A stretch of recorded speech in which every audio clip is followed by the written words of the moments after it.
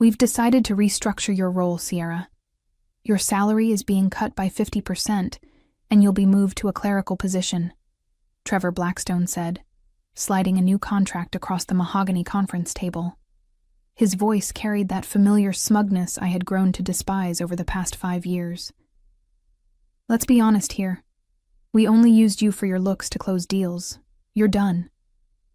I sat there in stunned silence, my hands folded in my lap as I processed what was happening. Just 24 hours earlier, I had closed the largest deal in Horizon Marine Group's history. A $1.3 billion contract for 4 custom mega yachts with the Al Rashid Investment Group. The champagne from our supposed celebration dinner still felt fresh on my lips. And now this. My name is Sierra Donovan.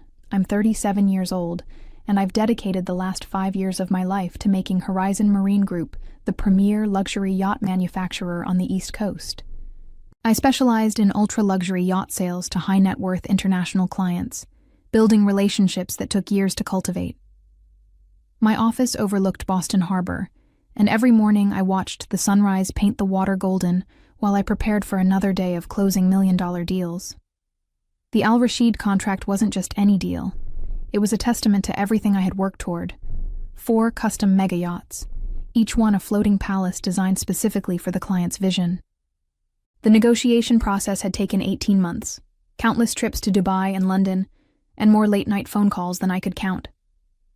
But I had made it happen, securing not just the initial sale, but ongoing maintenance contracts and potential future builds that could reach another $1 billion in revenue.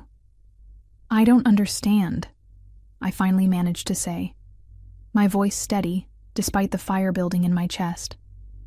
This contract represents the biggest success in company history. My commission alone should be... Trevor cut me off with a dismissive wave of his hand. Commission?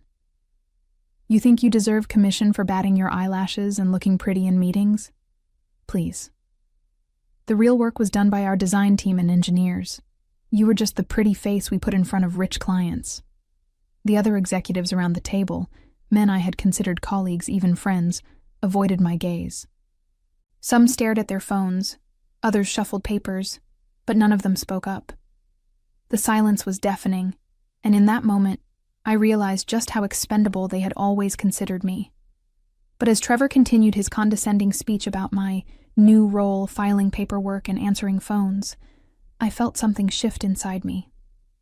A calm, calculating energy that reminded me exactly why I had insisted on certain clauses in my original employment contract 5 years ago. Trevor had forgotten something very important, and his arrogance was about to cost him everything. 5 years ago, when I first joined Horizon Marine Group, I wasn't the seasoned sales executive I am today. I had just left my position at Newport Shipyard after a messy departure involving a sexist supervisor who tried to take credit for my work. I was determined never to find myself in that position again, so when Horizon offered me the opportunity to build their luxury yacht division from the ground up, I made sure my contract protected me in ways that most people never consider. My background in maritime law, combined with my MBA from Boston University, had taught me to read between the lines of every agreement. While Trevor and the other executives focused on the standard salary and benefits package, I was inserting clauses that would safeguard my work and my relationships with clients. Clause 51A was buried deep in the legal language, a provision that stated any restructuring or reduction in my role prior to full commission payout would immediately void my client obligations and nullify existing deals I personally closed. At the time, the legal team barely glanced at it. They were more concerned with non-compete agreements and intellectual property protections. But I knew that in the yacht industry, relationships were everything, and I wanted insurance that my work couldn't be stolen from under me. Those first 2 years at Horizon were challenging. I was building a client base from scratch, attending boat shows from Miami to Monaco, networking at exclusive events where a single conversation could lead to a $50 million sale. I learned to speak the language of the ultra-wealthy, understanding their desires for privacy, luxury, and exclusivity. My clients weren't just buying yachts. They were investing in floating status symbols that reflected their success and sophistication. Trevor had been different then, or perhaps I had been too naive to see his true nature. He seemed supportive of my efforts, even impressed by my early successes. The first major deal I closed was a $40 million yacht for a tech entrepreneur from Seattle. Trevor took me out for dinner to celebrate, telling me I had a bright future at the company. I should have recognized the patronizing undertone, but I was too focused on proving myself. Over the years, my client relationships deepened. The Al-Rashid family became more than just customers. They trusted my expertise and valued my judgment. When they mentioned wanting to expand their fleet, I spent months crafting a proposal that would exceed their expectations. The 4 megayachts weren't just purchases. They were investments in a long-term partnership that could span decades. But as my success grew, so did the resentment from my male colleagues. They began questioning my methods, suggesting that my results were somehow less legitimate because of my gender. The whispers started small: comments about my wardrobe choices, speculation about my client relationships, implications that my success was based on anything other than my skill and hard work. I had tried to ignore the toxic culture brewing at Horizon, focusing instead on my clients and my sales numbers. But sitting in that conference room, listening to Trevor's cruel dismissal of my achievements, I realized that my patience had finally reached its limit. The moment Trevor finished his humiliating speech about my new role, I calmly reached for my phone. His smirk faltered slightly as I began typing, but he continued talking about transition timelines and reduced responsibilities, clearly relishing what he thought was his moment of triumph. "Are you even listening to me?" he snapped, his voice sharp with irritation. "Oh, I'm listening," I replied, not looking up from my phone. "I'm just taking care of some urgent business." What Trevor didn't realize was that I was composing an email to Hassan al-Rashid's legal team, formally invoking Clause 51A of my employment contract. The clause was crystal clear. Any attempt to restructure my position or reduce my compensation prior to full commission payout would immediately void my authority to represent Horizon Marine Group in all existing client relationships. More importantly, it gave my clients the legal right to withdraw from any contracts I had negotiated on Horizon's behalf. I hit send, just as Trevor was explaining how my new clerical duties would begin the following Monday. "I'm afraid that won't be possible," I said, finally looking up from my phone with a smile that made his expression falter. "Excuse me?" "I said that won't be possible, Trevor. You see, 5 years ago when I signed my contract with Horizon, I included several protective clauses.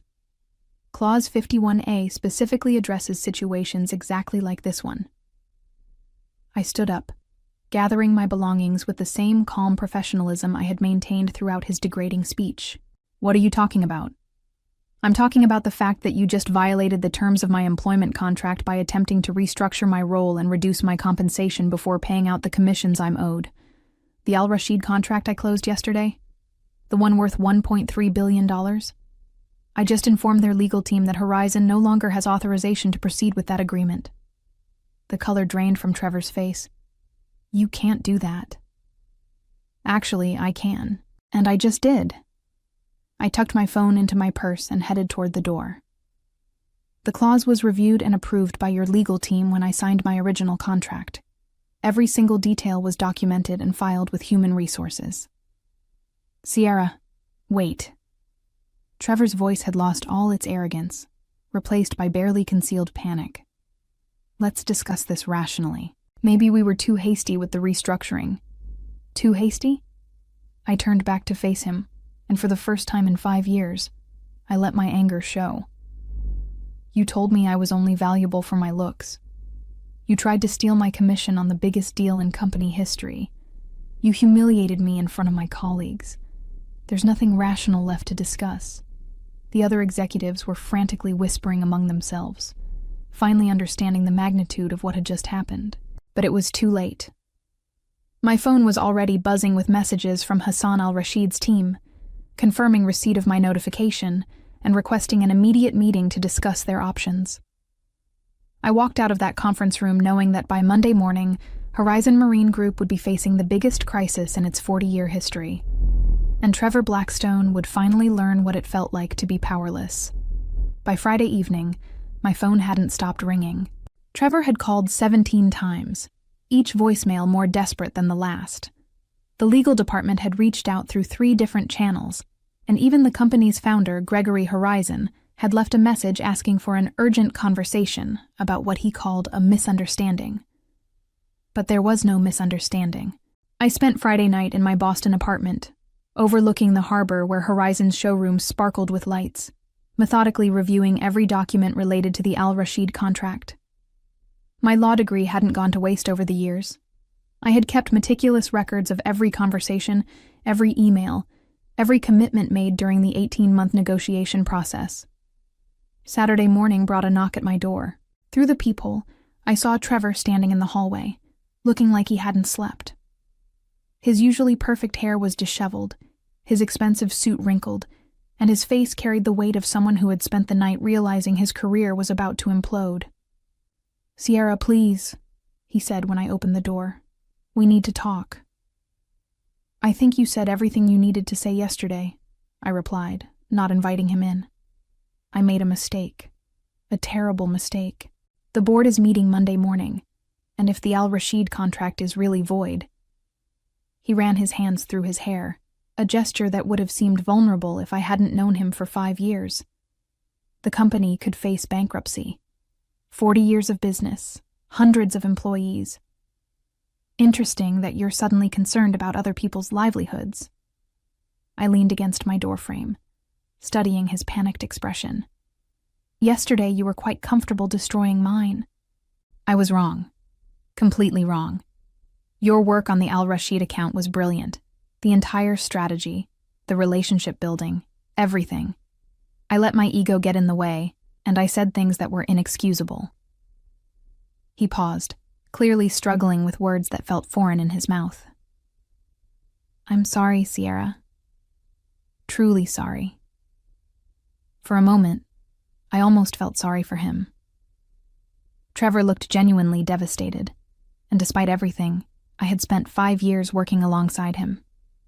But then I remembered his words from the conference room, the smugness in his voice when he told me I was only valuable for my looks, and my resolve hardened.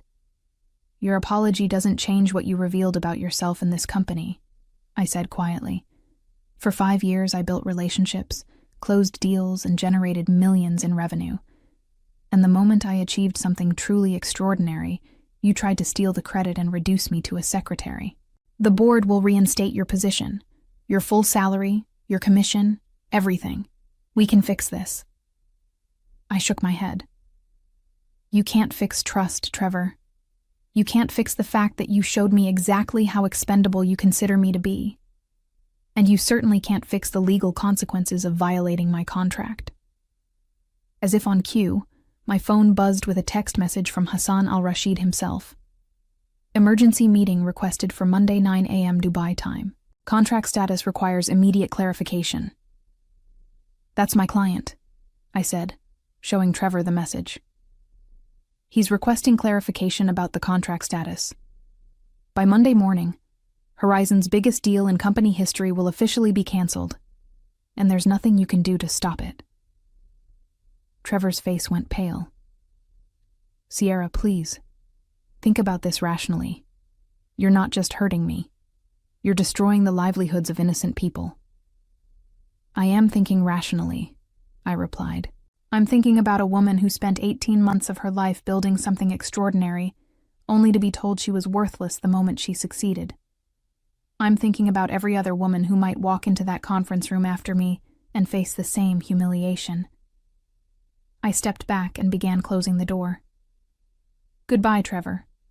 I'll be watching the news Monday morning to see how the board explains losing $1.3 billion to their shareholders."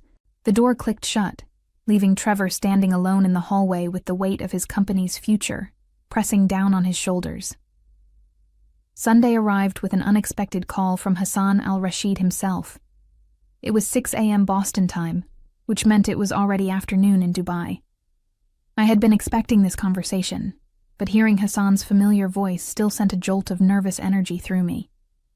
"Sierra, my friend," he said, his English carrying that slight accent that had become so familiar over our 18 months of negotiations. "I received some very concerning communications from your legal department yesterday." "Hassan," I replied, settling into my kitchen chair with a cup of coffee. I imagine you have questions about the contract status. Indeed I do. Your message mentioned that Horizon Marine Group no longer has authorization to proceed with our agreement. This is unexpected, given our celebration just 3 days ago. I took a deep breath, knowing that this conversation would determine not just my future, but Hassan's opinion of my professional integrity. Hassan, I need to share something with you about what happened after our deal was finalized. I explained the entire situation. Trevor's demotion, the salary cut, his degrading comments, and the legal clause that gave me the right to void client contracts under these circumstances. Hassan listened without interruption, and I could almost feel his growing anger through the phone. "This Trevor Blackstone," Hassan said when I finished, his voice tight with controlled fury. "He said you were only valuable for your appearance?" Those were his exact words. A long pause followed. Hassan al-Rashid was a traditional businessman who valued respect and honor above all else. In our 18 months of working together, he had always treated me as an equal, valuing my expertise and judgment.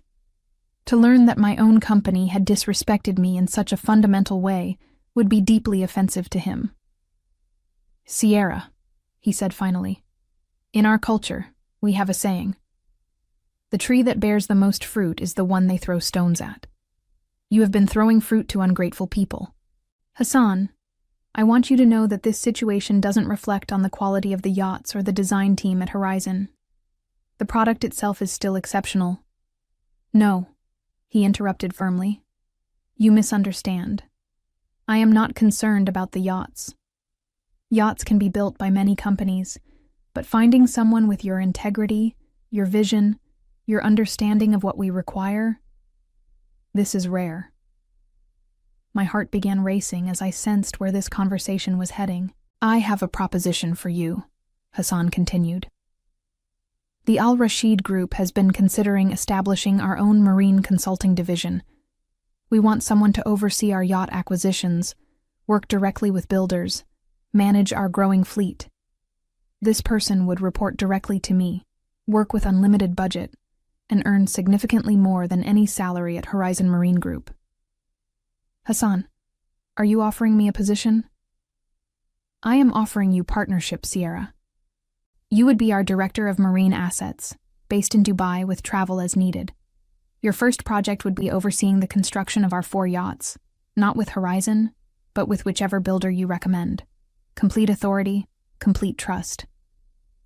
The irony was stunning.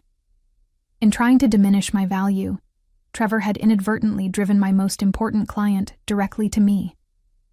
Hassan wasn't just rescuing me from a toxic situation. He was offering me the career opportunity of a lifetime. "The salary would be 3 times what you earned at Horizon," he added, "plus equity in our marine division, plus bonuses tied to fleet value appreciation. Are you interested in discussing details?" I looked out my window at Boston Harbor, where Horizon's facility glowed in the morning sun, and smiled. "Hassan, I'm very interested." "Excellent. Can you be in Dubai by Wednesday? We have much to plan." As I hung up the phone, I realized that Trevor's attempt to destroy my career had instead launched me into something far beyond what I had ever imagined possible. Monday morning arrived with all the drama I had anticipated. I woke up to 17 missed calls and 43 unread emails, most from Horizon Marine Group in various states of panic. But the most interesting message was from Gregory Horizon himself, the company founder who rarely involved himself in day-to-day operations anymore.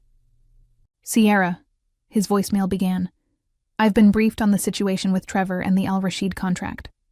I want you to know that his actions do not represent the values this company was built on. Please call me immediately. We need to discuss how to move forward." Instead of calling back, I got dressed in my best business suit and drove to Horizon's headquarters for what I knew would be the last time as an employee.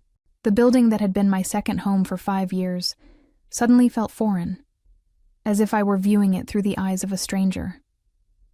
The lobby was unusually quiet, with security guards stationed at the elevators. Clearly, management was expecting some kind of confrontation. I rode up to the executive floor, where the entire leadership team was gathered in the main conference room. Through the glass walls, I could see heated discussions taking place around multiple tables. Sierra. Gregory Horizon stood up the moment I entered the reception area. At 73, he was still an imposing figure, with silver hair and the kind of presence that commanded respect. Thank God you're here. We need to resolve this situation immediately. Mr. Horizon, I replied politely. I assume you've reviewed the details of my contract clause. I have. And I've also reviewed the circumstances that led to its activation. His expression darkened as he glanced toward the conference room where Trevor was gesticulating frantically at a group of board members.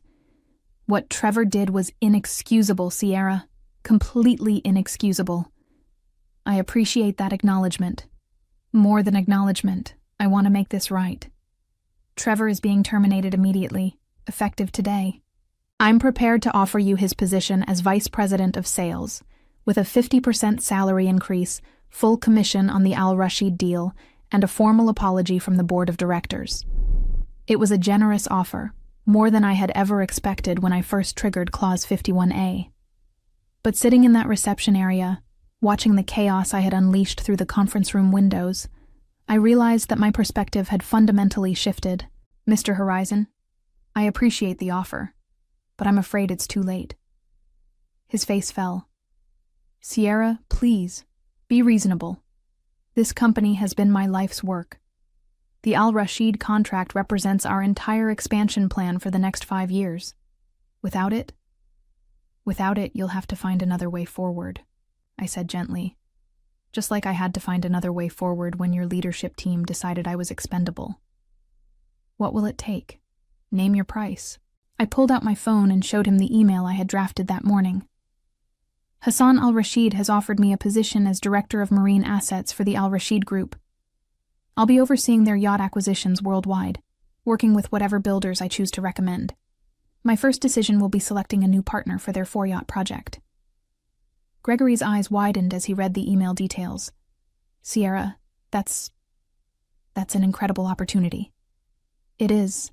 And it never would have happened if Trevor hadn't shown me exactly what my future at Horizon would look like. I stood up, extending my hand for a final handshake. I'll be submitting my resignation today, effective immediately. The Al-Rashid contract withdrawal is already in process. As I walked toward the elevator, I could hear the eruption of voices from the conference room behind me. By tomorrow, the industry would be buzzing with news of Horizon's loss and my dramatic career change. But I wasn't looking back anymore. I was looking toward Dubai, toward a future where my expertise would be valued rather than exploited. 3 weeks later, I was sitting in Hassan Al-Rashid's Dubai office, looking out at the Persian Gulf while we finalized contracts with Benetti Yachts in Italy for the 4 mega-yacht project. The irony wasn't lost on me. Horizon had lost a $1.3 billion contract, and I was now overseeing an even larger deal worth $1.8 billion with their competitor. My phone buzzed with a news alert from Marine Industry Weekly. Horizon Marine Group faces financial crisis after losing historic contract. The article detailed how the company's stock had plummeted 40% in 3 weeks, forcing them to lay off 60 employees and cancel their planned expansion into European markets. Trevor Blackstone's name appeared nowhere in the article. According to my former colleagues who still reached out occasionally, he had been quietly terminated the Monday after our confrontation, with the board citing conduct unbecoming and breach of fiduciary duty. His replacement, Jennifer Walsh, had immediately reached out to apologize for Trevor's behavior and ask if there was any possibility of salvaging the Al-Rashid relationship. I had politely declined. Hassan entered the office carrying 2 cups of traditional Arabic coffee, a ritual we had maintained throughout our business relationship. The contracts are finalized, he announced with satisfaction. Benetti will begin construction on the first yacht next month. They estimate 18 months for completion of all 4 vessels. Excellent, I replied, accepting the coffee. And the timeline works perfectly with our fleet expansion plans. Sierra, I have news that might interest you. Hassan settled into his chair with a slight smile. I received a call yesterday from Gregory Horizon himself. I raised an eyebrow. Oh? He wanted to discuss the possibility of Horizon bidding on future Al Rashid projects. Apparently, they are quite desperate for new contracts. Hassan's smile widened.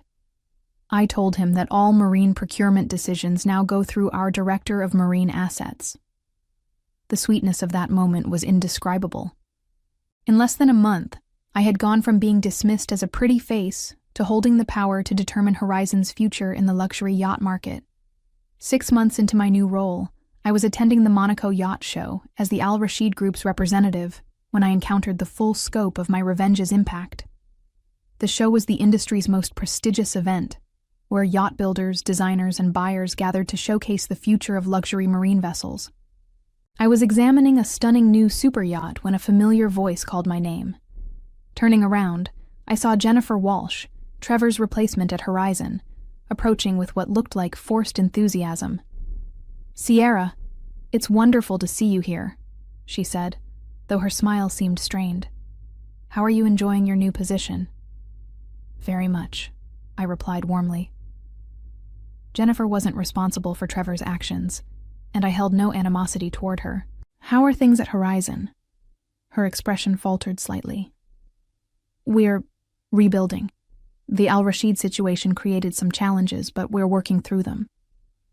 What she didn't say was what everyone in the industry already knew. Horizon Marine Group was struggling to survive.